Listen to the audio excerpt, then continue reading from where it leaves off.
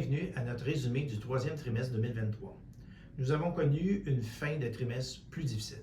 Après avoir amorcé juillet avec optimisme, les actions ont connu une période plus mouvementée au cours des mois suivants, la volatilité faisant son retour sur le marché boursier. Pour leur part, les taux obligataires nord-américains ont inscrit de nouveaux sommets en plus de 15 ans, se traduisant par une perte au sein de l'univers des revenus fixes, qui est pour notre part nos obligations, ce qui veut dire une baisse de valeur marchande.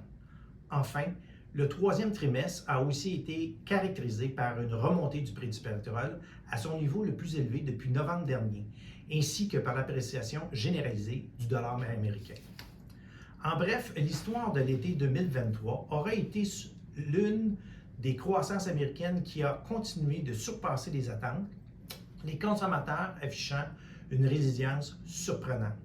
Par ailleurs, l'économie a aussi été supportée par l'importante dépense fiscale, entraînant, entre autres, un véritable boom dans le secteur de la construction, de projets manufacturiers liés au rapatriement des chaînes d'approvisionnement en sol américain. La grande question est maintenant de savoir si cette conjoncture est représentative de la tendance qui s'amorce ou qui s'achève. Sur une base du futur, plusieurs indicateurs laissent poindre davantage de fragilité sur un horizon de 6 mois avec, entre autres, l'épuisement de l'excès d'épargne des ménages, le resserrement des conditions financières via l'appréciation du dollar américain et les effets à retardement d'une année et demie de hausse de taux d'intérêt qui restent encore à se faire ressentir pleinement à travers l'économie. D'ailleurs, le marché du travail commence à montrer certains signes de ralentissement, le recul du nombre d'offres d'emploi ayant récemment pris de l'ampleur. À cela s'ajoute l'accord sur le plafond de la dette américaine qui suggère que les dépenses gouvernementales ne pourront continuer à supporter autant de croissance économique au cours des prochains trimestres.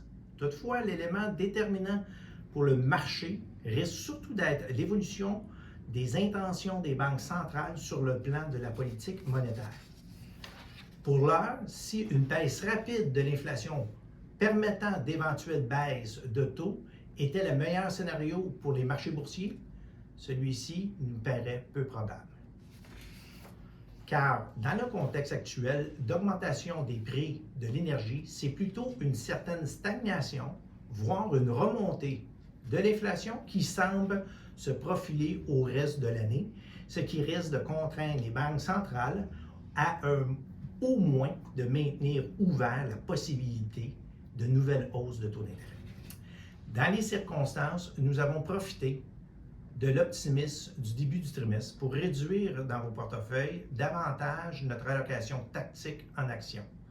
Cette fois, majoritairement en contrepartie d'obligations du Trésor américain afin d'assurer une certaine exposition billets verts dont la propriété défensive sont éprouvées. Ainsi, notre positionnement affiche une sous-pondération en actions contre une surpondération en obligations et de liquidités. Si vous avez des questions ou inquiétudes, nous vous suggérons de communiquer auprès de notre équipe. Mon collègue Michel Levasseur, Tammy Mailloux, Daniel Brassard et moi-même resterons disponibles afin de prendre vos appels ou afin de vous rencontrer également.